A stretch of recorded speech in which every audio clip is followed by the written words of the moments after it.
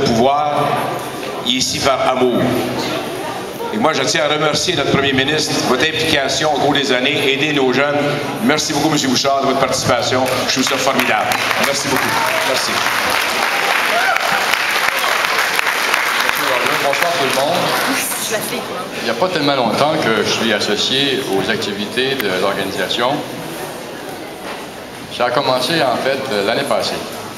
Parce que dans le cabinet d'avocat où j'exerce ma profession, il y a un jeune avocat qui s'appelle Louis-Martin O'Neill, l'époux de Marie-Josée, qui est venu me voir et dit, vous savez, M. Bouchard, je travaille au sein d'une organisation qui s'appelle le Garde-manger pour tous. Et puis, je ne sais pas si vous pouvez me donner un coup de main, etc. Et là, je me suis informé en discutant, je regardais les documents. Et puis, c'est épouvantable à dire, je le dis en toute modestie, je me suis rendu compte que dans une ville comme Montréal, où on rencontre tellement de gens qui sont aisés, et pour qui l'alimentation n'est pas un problème sinon que de manger trop, qu'il y avait des véritables besoins, puis des besoins primaires. Et il y a une population qui est la plus vulnérable chez les enfants. Et là, au fur et à mesure que c'est un peu comme une oignon qu'on pèle, là, on découvre de plus en plus de choses. Là, je me suis rendu compte en particulier de l'équipe qui est ici. Là, je suis venu voir. Et moi, je vous invite tous et toutes, là, pour ceux qui n'avaient pas eu l'occasion de venir un midi à assister dans un des endroits où il y a des repas qui sont servis à des enfants, je vous invite à le faire. Vous allez être absolument sidérés de voir ces beaux jeunes enfants vivants qui, s'il n'y avait pas ce repas du midi ici, ne mangeraient pas ce midi-là. Alors, pour moi, c'était une découverte. Je savais qu'il y avait de la pauvreté à Montréal, je savais qu'il y avait des besoins, mais il n'y a rien que comme de le voir comme ça, physiquement, de le palper, de voir ce qui se passe, et surtout de voir des gens qui ont réagi et qui ont ouvert une porte de sortie. Cette espèce d'impasse dans laquelle se trouvent des enfants qui naissent dans les milieux totalement défavorisés, au point de ne pas pouvoir compter sur d'être nourris durant la journée. Alors là, je me suis intéressé et tout, puis j'ai vu surtout l'équipe qui vous entoure, madame. J'ai vu le travail que vous faites, le travail des bénévoles. Ça se fait dans la bonne humeur, ça se fait dans l'enthousiasme.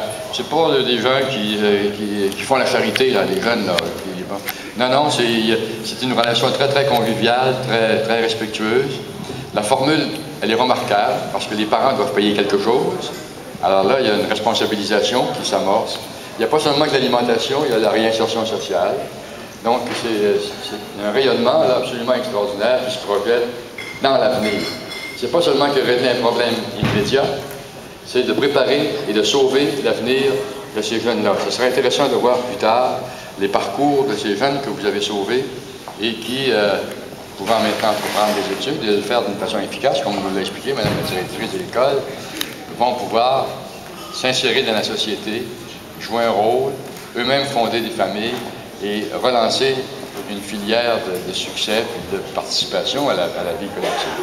Alors, moi, ce que j'ai trouvé dans l'extraordinaire, c'est la convergence qu'il y a ici de 2 ou 3 dimensions d'intervention. D'abord, c'est très social, une question de partage là-dedans.